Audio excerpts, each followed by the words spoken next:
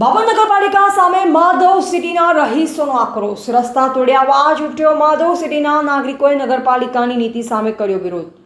Power શહેરમાં નગરપાલિકા દ્વારા માધવ સિટીના રસ્તા પર ગટરની લાઇનમાં તોડફોડ કરવામાં આવી છે. તે પણ ત્યારે જ્યારે સ્થાનિક રહીશો દ્વારા એવું સ્પષ્ટ રીતે કહેવામાં આવ્યું છે કે હાલની જૂની ગટરની લાઇન સંપૂર્ણ રીતે કાર્ય છે અને નવી પાઇપલાઇન નાખવાની કોઈ જરૂર નથી. સ્થાનિકોએ આક્ષેપ કર્યો છે કે આ કામગીરી તેમની મરજી વિરુદ્ધ છે. નગરપાલિકા પોતાની જીદ ઉપર ઉતરી છે. માધવ સિટીના ગેટથી વિનાયક સોસાયટી સુધી નવી લાઇન નાખવાનો કોઈ વાજબી આધાર નથી. પરંતુ બીજી તરફ વોર્ડ નંબર 5માં આવેલા રામાપીર મંદિર પાસેના પરિવારે વર્ષોથી તકલીફો ભોગવી રહ્યા છે. દરરોજ સવારે ગટરનું પાણી સીધું ઘર અંદર ઘૂસી જાય છે. આ ઘટના વર્ષોથી ચાલુ છે, છતાં નગરપાલિકા મુદ્દાને સિરિયસલી લેતી નથી. હવે સવાલ એ ઉઠે છે કે જ્યાં લોકો કહે છે કે લાઇન યોગ્ય રીતે ચાલી રહી છે, ત્યાં નગરપાલિકા તોડફોડ શા માટે કરે છે?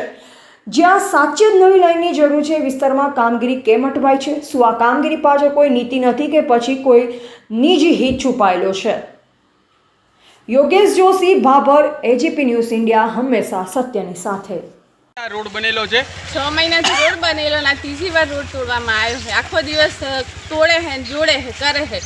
આ કોણ નગરપાલિકા તોડે છે? હા, નગરપાલિકા વાળા તોડે છે. એટલે 6 મહિનામાં 3 વખત રોડ તોડ્યો. 3 વખત તોડવામાં આવ્યો છે. એટલે શું આ તમારે ગટરમાં આપણે કપડાં ધોઈએ એનો પાણી જવા માટે કે પછી કઈ રીતનું આ પાણીની વ્યવસ્થા કરે છે, શું કરે છે? એ જ ખબર નહીં પડતી શું કરે છે. રંગતી કરવા એટલે મૂળ 6 મહિનામાં 3 વખત તો રોડ નગરપાલિકા તોડે જ છે. હા, તોડે. ઘડીક થઈને તોડે, ઘડીક થઈને જોઈન્ટ કરે છે. વચ્ચે આ રોડ તોડે તો પછી પ્લાસ્ટર કર્યું એમ કે વળી પાછું આ તોડવાનું કામ ચાલુ છે. એટલે સોસાયટી વાળાને જ તકલીફ પડે ને એમ કે તોડે એટલે મૂળ લેપણ કરી નાખ્યો આપણે. હા, એક વાર તો કર્યું તું એમ કે લેપણ, પછી પાછું વળી એમ કે તોડ્યું એમ કે હવે 2 મહિને કરશે. બેન ને આપું છું. બેન કેટલા ટાઈમે લેપણ કર્યું? 4-5 મહિને લેપણ કર્યા. બરોબર. અને મારે તો રેત બધે જુઓ તો હા, બધે ખાડા હતા. નગરપાલિકા આવે લેપણ કરીને જતી રહી. બરોબર. અને રોડ તો બનાવતા જ નહીં સારો. શું નામ તમારું?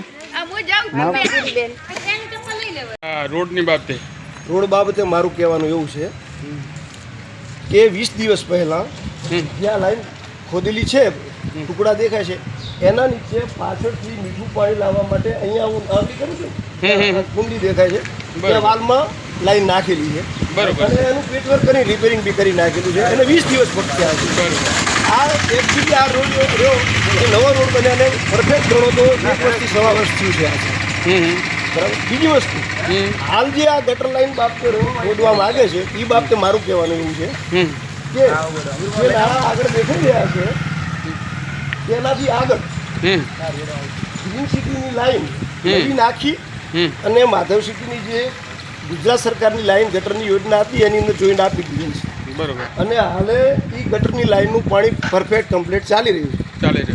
જે આજ સવારે 7 થી 8 કલાક વરસાદ આવ્યો, સવારે નાવા ધોવાવાળાનું પાણી ગયું, પછી સંડાસ બાથરૂમનું પાણી સવારે બધું ચાલુ જ હોય, રેગ્યુલર જે વપરાશનું હોય એ અને વરસાદનું બંને પાણી સાથે એ લાઈનમાં ચાલ્યું છે.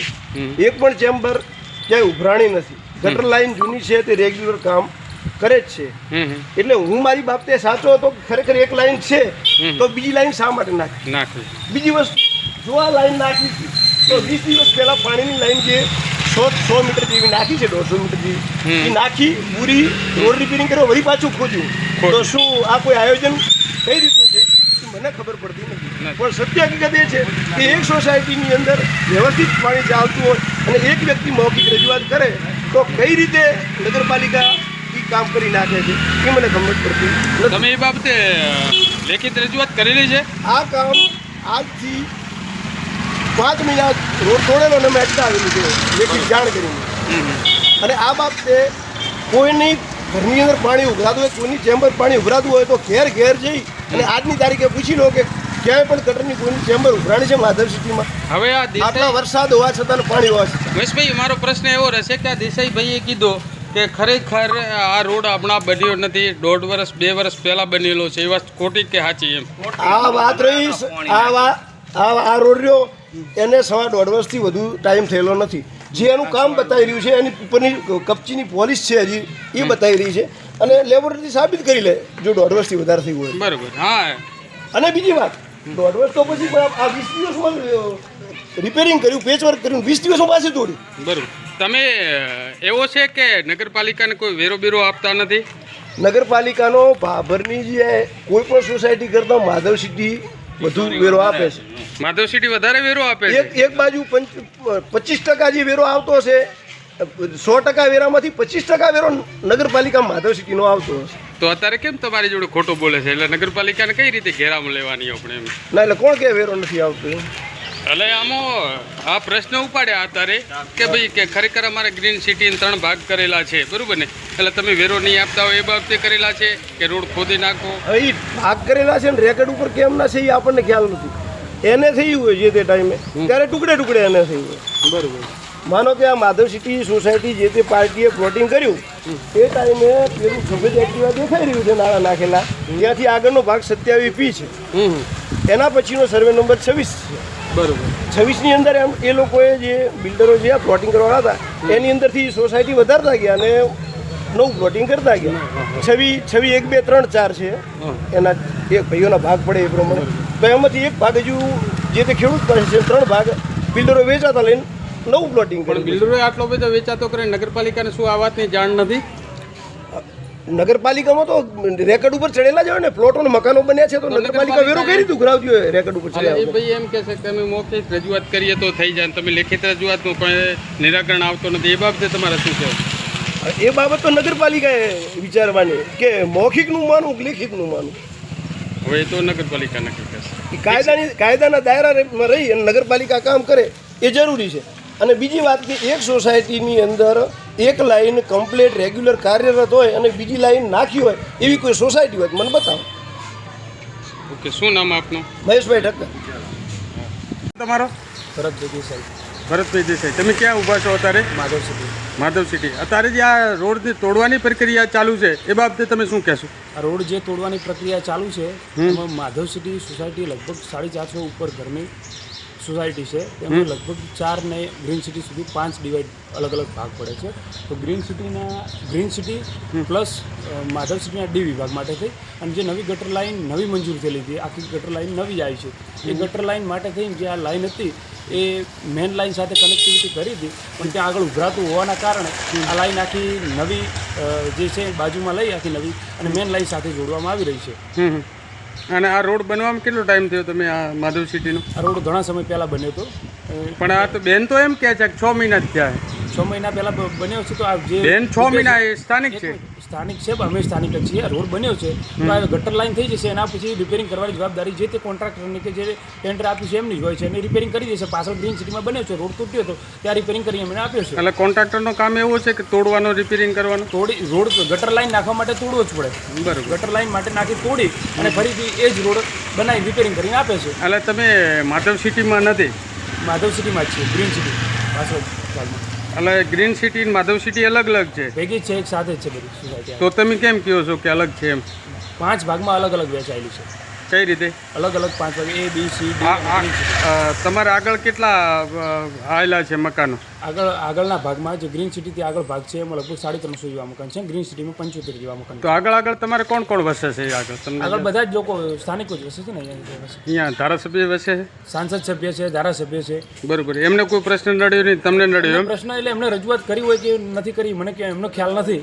પણ મારી વાત સાંભળો, તમે પ્રશ્ન ઉપાડ્યો છે એટલે ધારાસભ્યને નડ્યો નહીં? અમે તો ગટર ના, ધારાસભ્યને નડ્યો નહીં અને સાંસદ સભ્યને નડ્યો નહીં, તમને નડ્યો? અમે પ્રશ્ન નથી ઉપાડ્યો. અમે એક જ વસ્તુ કરી છે કે જે પાછળના 75 મકાન ગ્રીન સિટીના તથા માધવ સિટી ડી વિભાગના જે 80 જેવા મકાન છે, એટલે આશરે 150 મકાન છે. એટલે તમે એવું કહેવા માંગો છો કે સાંસદ સભ્યને નથી એમ નડ્યો અને ધારાસભ્યને નથી નડ્યો? એક મિનિટ મારી વાત સાંભળો. 150 મકાન માટે છે ને અમે નગરપાલિકામાં મૌખિક રજૂઆત કરી હતી કે તમે આ ગટર લાઈન આટલા સુધી લાવી છે, હવે છેક નવી મેન લાઈન છે એટલા સુધી જોડી દો. તો નગરપાલિકાએ હકારાત્મક જવાબ આપી અને એમાં તમે નગરપાલિકા લેખિત આપી લો? મૌખિક રજૂઆત કરી હતી, એમણે કીધું એમણે આપણે કામ કર્યું છે. મૌખિક રજૂઆત અને મૌખિક રજૂઆતથી નગરપાલિકા કામ કરે. તમારો કેમ એવો છે? તમારો કામ એવો કહેવાનો એવો છે કે મૌખિક રજૂઆત કરે છે અને લેખિત રજૂઆતના કોઈ પ્રશ્નનો સોલ્યુશન નથી, તો એ બાબતે તમારે શું કહેવું? નગરપાલિકાને પૂછજો. નગરપાલિકાના પ્રશ્નો છે એનો જવાબ હું નહીં આપી શકું. કેમ? હવે હવારના જે મેટર ચાલી એમાં એમણે લેખિત રજૂઆત કરી. એને જે મહેશભાઈની મેટર ચાલી, મહેશભાઈ ઠક્કરની, બરાબર ને? એમણે લેખિત રજૂઆત કરી હતી, એના કોઈ પ્રશ્નનો સોલ્યુશન ના થયો. તમારા મૌખિકનો કઈ રીતે થયો એમ કહ્યું? લેખિત રજૂઆત કરી તમે નગરપાલિકાના જે પણ અધિકારીઓ એમને પૂછી લો. થોડા હમણાં પાણીની ગટર નાખી, પાણી લાઈન નાખી ત્યારે અડધો રોડ બનાવ્યો હતો આટલા. બરોબર. અને કોણે બનાવ્યો હતો? નગરપાલિકા બનાવ્યો. તમારું નામ શું? મનસુખભાઈ. તમે ક્યાં રહ્યો છો?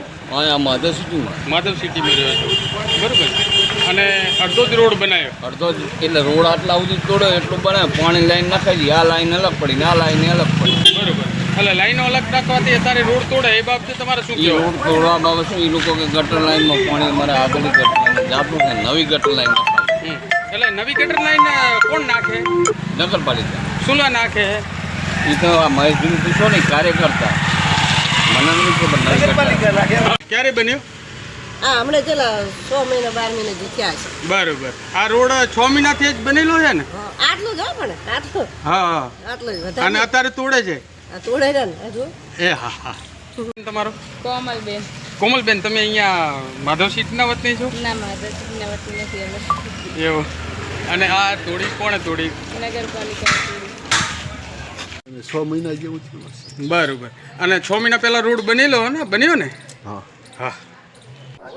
દેખો ભાઈ, અત્યારે છે ને આ ગટર લાઈનનું કામ ચાલુ કર્યું છે અને આ કોન્ટ્રાક્ટર છે ભાઈ, એમની જોડે મેં કહી દીધું છે કે અત્યારે ગટર અમારી જે જૂની છે એ કમ્પ્લીટ ચાલુ જ છે, કોઈ તકલીફ જેવું છે નહીં.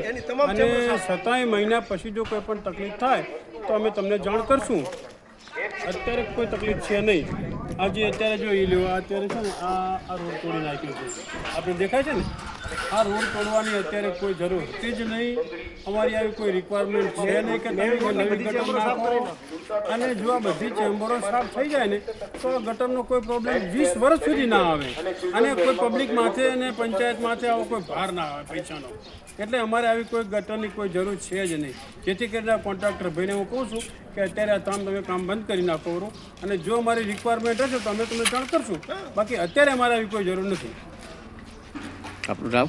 મારું નામ છે બાબુલાલ ભગવાનલાલ ઠક્કર. હું માધવ સોસાયટીમાં રહું છું અને કોઈ પણ ગટરની કોઈ પ્રોબ્લેમ છે જ નહીં. નાનો મોટો પ્રોબ્લેમ રહેતો હોય પણ એ સાફ કરે તો પ્રોબ્લેમ મટી જતો હોય છે.